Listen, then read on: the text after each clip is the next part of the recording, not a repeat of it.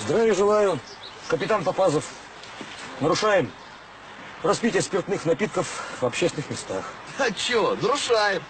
Все нарушаем, да, ребят? Давай, штрафуй. Какой штраф? Прошли те времена, когда штраф.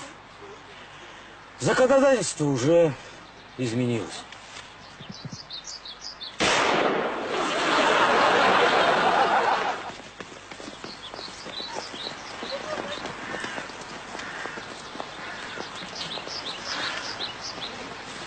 Очнись, сержант.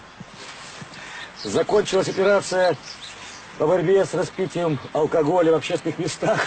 Они сюда больше не придут. Еще и друзьям своим расскажут. Молодец. Не Россия.